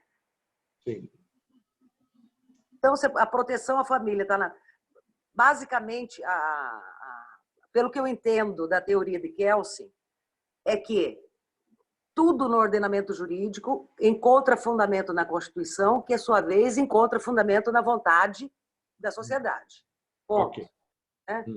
Então, partindo desse princípio, a vontade da sociedade não é de proteger a família, quando se coloca essa vontade na Constituição, não se diz proteger a família formal ou a família paralela, se diz proteção à família. Então, nesse caso, sim, eu acho que a decisão dele teria justificativa na Constituição, num princípio constitucional que cabe ao Estado proteger a família. É Perfeito. Perfeito. Não em princípios morais, etc. Princípio positivado na Constituição Federal. Ok. Vejam, no meu papel de, digamos, professor mediador, também é de provocá-los, né? Fazer o papel, digamos, de advogado do diabo. Eu faço o papel de provocador agora, não estou dizendo que eu... Diabo ou da amante. Advogado do diabo ou da amante, né? Também. Mas vamos lá. A minha provocação é no seguinte sentido. A Constituição prevê, sim, a proteção da família e tudo mais. Mas eu pergunto a vocês, provocando, quando o legislador do Código Civil veio regulamentar o reconhecimento de união estável ou não, lá no 1723, ele já não expressou a vontade popular por meio do Congresso Nacional? Estaria o juiz autorizado a desconsiderar a vontade popular para, a pretexto de fazer justiça constitucional, ele resolver o caso de acordo com a sua forma de ver o mundo, sua forma de pensar? Mas mais do que juiz trabalhista fazer isso, é prática da justiça do trabalho ver o mundo conforme a visão do juiz, não é? Mas vejam, mas a provocação, isso é correto? Nós estamos em sala de aula, será que tem que ser assim? Eu acho que é poder constituinte originário. A Constituição, essa parte constitucional é originária, é poder constituinte. Quer dizer, o legislador que fez o Código Civil, que alterou o Código Civil, ele tem um poder derivado. Então, não sei. Não sei, eu não estou defendendo e também não acho correto, entendeu? Não, mas eu acho que teria fundamento, sim, no princípio constitucional de proteção à família. Posso falar? Eu acho que a capitula, esse raciocínio da capitula está correto. Tanto que, por esse motivo, no Código Civil previu uma diferença na sucessão da companheira com a esposa. E o Supremo declarou inconstitucional esse artigo por entender que a proteção à família ela é indistinta. O que nós vemos hoje é o conceito de família, direito de família, ele tem evoluído muito. Tanto que você tem que sempre consultar o entendimento do STJ, porque essa evolução ela está sendo muito mais rápida do que a doutrina faz a previsão, discute e muitas vezes até a lei. Muitas delas acabam sendo consideradas inconstitucional depois pelo Supremo. Esse da repercussão geral que discute o direito da família paralela, da amante, eu tive até discutindo numa audiência com o juiz de família de Cuiabá, ele externou o entendimento que só serviria para a previdência. Eu entendo que não. No momento que você entende que a família paralela teria direito à pensão, a amante, no caso, teria direito à pensão, então o passo seguinte seria o direito sucessório em todas as coisas, né? Então, o que às vezes eu coloco assim, a proteção à família, o que é família? Hoje se discute muito o que é família, certo? A família, ela é sentimento. Hoje que se discute, quando se adotou que a socioafetividade, a paternidade socioafetiva e a maternidade socioafetiva é muito mais importante do que a biológica e a registral, tanto que permite a inclusão no nome, se entendeu que o conceito de família hoje ele é muito abrangente. Então, assim, não dá para me restringir família tão somente ao conceito de uma família constituída pelo casamento ou por uma união estável sem vedação ao casamento. Então, assim, a gente está numa evolução muito grande nesse sentido. O que vai virar depois, eu não sei. Ok. Terceiro.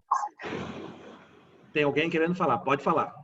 contrário das colegas, eu penso que, de certa forma, essa decisão acaba por inovar e às vezes, trazer uma insegurança jurídica, às vezes não se quis chegar nesse ponto. Por outro lado, também pode haver juízes que acatem isso e outros que não. Então, assim, eu acho que, lógico que a gente deveria ter isso escrito ou reconhecido isso, e eu acho, por exemplo, quando a gente vê vários processos de direito previdenciário estendendo o direito dos filhos a continuar percebendo pensão após a maioridade, é o caso que a gente vê na Justiça Estadual, que eles, como a nossa lei fala que vai receber até os 18 anos, os juízes afastam a nossa legislação e concedem direito a esses maiores civilmente de continuar percebendo pensão por morte dos pais, porque estão fazendo universidade, aí eles inventam fundamentos e fundamentações. E eu acho isso perigoso também, porque Maria vai receber porque caiu com o juiz João e Pedro não vai receber porque caiu com o juiz de outra opinião que segue o que está escrito na lei. Obrigada. Mas, aí já tem uma decisão do Supremo, que é até 24 anos se for estudante, não tem? Já existe uma orientação do Supremo nesse sentido. Não, mas a nossa lei estadual, Sueli, fala até os 18 anos, independente de universidade, de nada. Eles invocam a legislação federal que falou que abre essa possibilidade, entendeu? E às vezes nem mesmo eles cursam faculdade. Eles só concedem o direito com base em, usam a legislação federal, e não é estadual que fala que é até os 18 anos. Vejamos, cara, é uma questão muito interessante. Eu, pessoalmente, nem conhecia essa questão desse problema que vocês têm, né, de ampliação de prazo e tal. Eu vou até anotar aqui para incluir em próximas aulas, é muitíssimo interessante. E é disso mesmo que a gente está falando.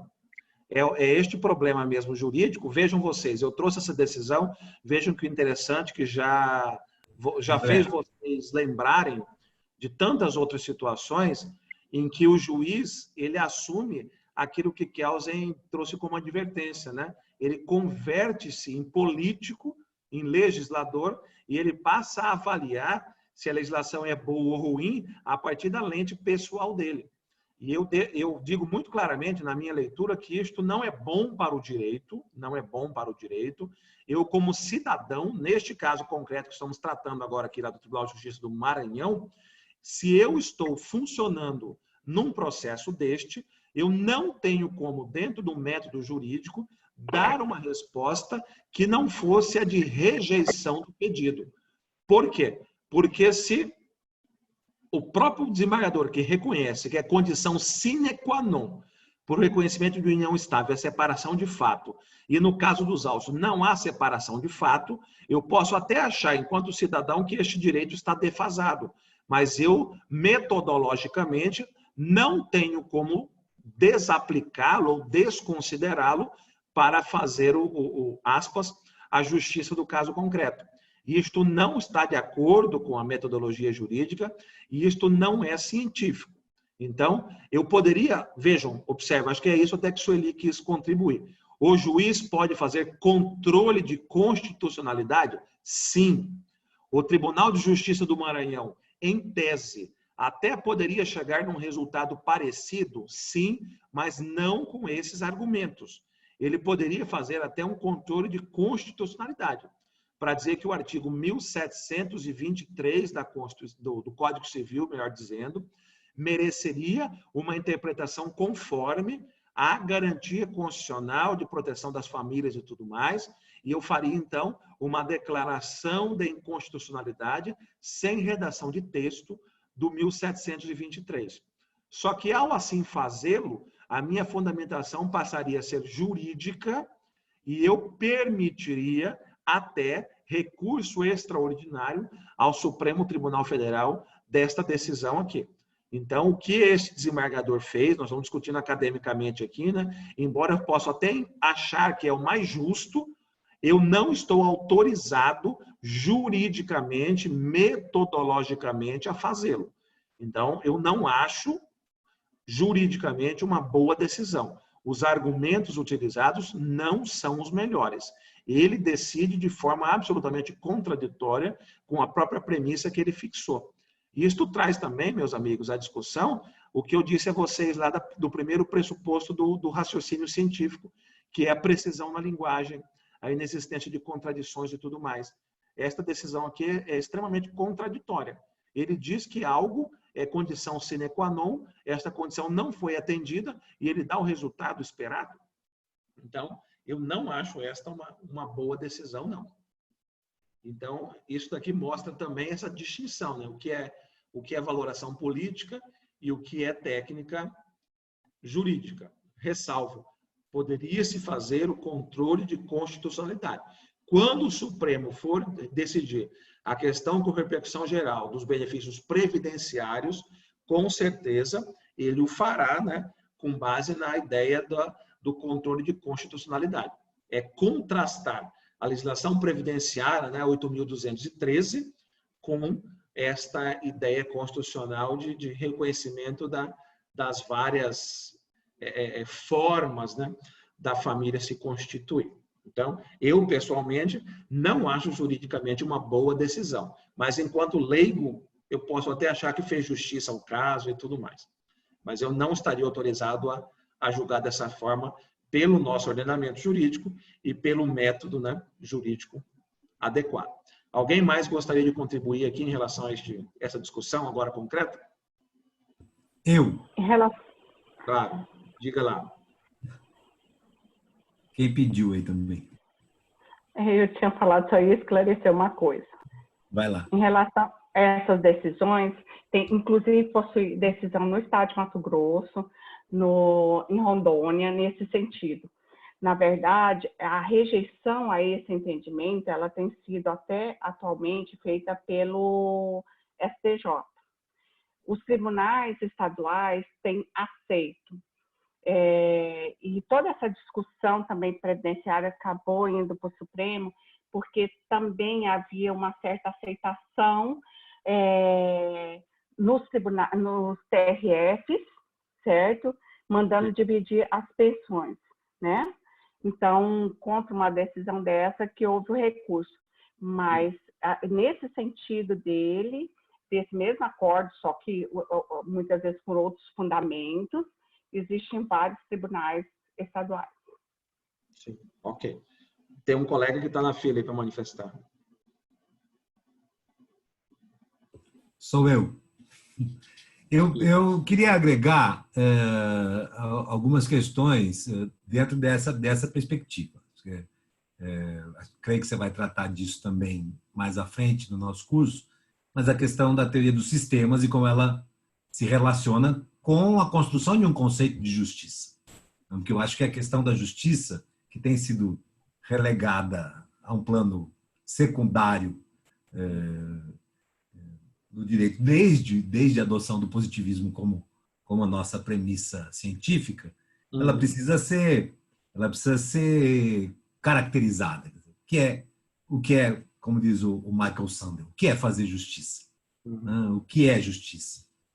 Quando a gente fala de um caso como esse, é claro que a decisão ela é justa, mas ela é completamente fora daquilo que o sistema estabelece como forma de construir uma decisão justa. A decisão não questiona aspectos fundamentais como, por exemplo, o interesse público. Matéria de ordem pública, nós estamos falando de um caso que tem implicações de natureza privada, mas que ele não pode esquecer das repercussões no conjunto da sociedade. O mesmo se diga da questão previdenciária, por exemplo, quando a justiça decide manter a pensão para filhos mesmo depois dos 24 anos, como a gente tem visto casos, mesmo depois dos 24 anos, mesmo depois de deixar o curso superior. Então, do ponto de vista do sistema, me parece que isso traz um prejuízo para o conjunto da sociedade, que mesmo que haja algum conceito moral de justiça, não pode ser acolhido dentro de uma perspectiva sistêmica. Então, é óbvio que essa decisão, tratando de matéria de natureza privada poderia, né, ter invocado um conjunto de outros fundamentos de natureza constitucional para lidar sistemicamente conteúdo de justiça, o que, por descumprimento evidente do ordenamento jurídico, sem outras fundamentações, ela não consegue assegurar. Não, sem dúvida. Os colegas conseguem compreender nesta decisão que nós estamos discutindo, aqui do TJ do Maranhão, aquilo que eu falei de um modelo um tanto quanto justnaturalista, né? O desembargador pressupõe, acima do direito positivo, uma ordem aí moral pressuposta que funciona como filtro, né, das decisões. Só que um grande problema que nós temos com isso, e vocês lidam todos os dias, né, na defesa do Estado, é que cada juiz tem a sua ordem moral pressuposta, né? Então, o que é justo para um não é para outro, né? E a gente começa, a pretexto de fazer filtro, né, descambar para decisionismo, né? Para que cada um faça o seu conceito próprio de justiça. Eu não sei se isso já existe, pode ser que já existe, mas eu não tenho dúvida nenhuma que daqui a pouco as decisões avançarão de, ao invés de mandar pagar ou dividir a pensão entre a família formal e a família paralela, vai mandar o Estado de Mato Grosso pagar 2 pensões. Eu não tenho dúvida nenhuma que isso vai avançar. Ah, já que tem 2 famílias, então paga 2 pensões cheias para as 2, né? Uma para cada família. Então, já nós vamos chegar a ter decisões nesse sentido. O colega aí já antecipou. O que é a ideia de justiça, né? Pensando nesse contexto todo. Será que é justo, né, eu atribuir ao Estado esta obrigação? Este tema também nós vamos retomar, né, em discussões de casos um pouco mais à frente, quando nós vamos falar das liminares, né, de concessão de medicamentos, né, determinação de internação em leitos de UTI e tudo mais. Agora, né, em épocas de coronavírus, né, já começaremos a ter, se já não tem, né, vocês vão me dar notícias se já não tem, liminares aí essa semana determinando tratamentos alternativos, né, para as pessoas em relação a isso. Então, a pretexto de justiça, né, se faz as maiores, vamos dizer assim, os maiores desvios do ordenamento jurídico, decidindo de forma oposta, né, àquilo que o sistema prevê. Meus caros, eu acho que nós chegamos aqui, né, ao nosso horário, né, previsto para hoje, né? Eu encerro aqui antes da gente começar num outro tema e continuo à disposição de vocês. Se de hoje até amanhã tiverem alguma contribuição por e-mail, tal, vocês podem me mandar e a gente retoma as discussões aí amanhã às 19 horas. Antes de encerrar, eu pergunto a vocês se alguém gostaria de contribuir ainda em relação a este tema que estamos discutindo aqui. André, eu queria só sugerir para você, não tem como adiantar o caso concreto que vai ser tratado amanhã? Porque aí a gente poderia, né, se inteirar, já discutir amanhã, já tendo em mente o que vai ser discutido.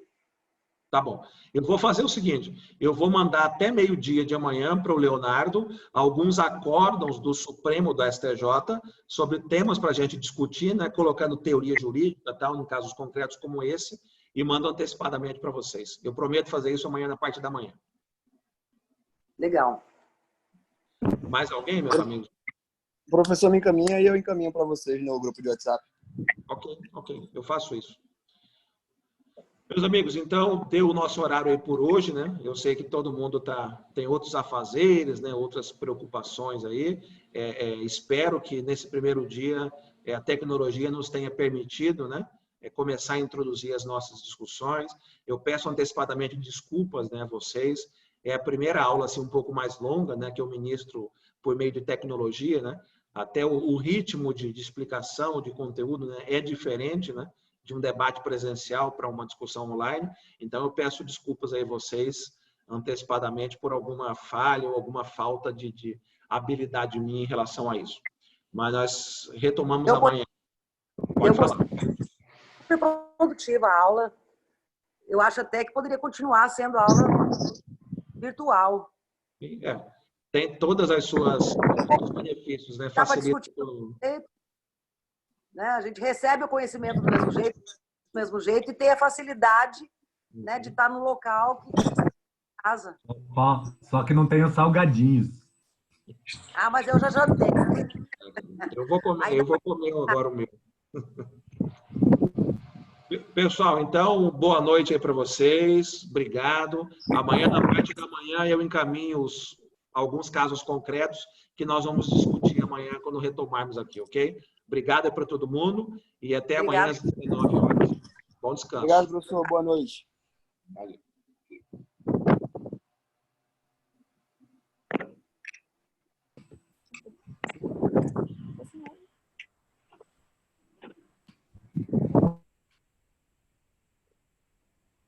E agora, gente, como que sai daí? Mais, vamos ver mais. Leave meeting. Fechar, o que faz aqui? Sair, achei.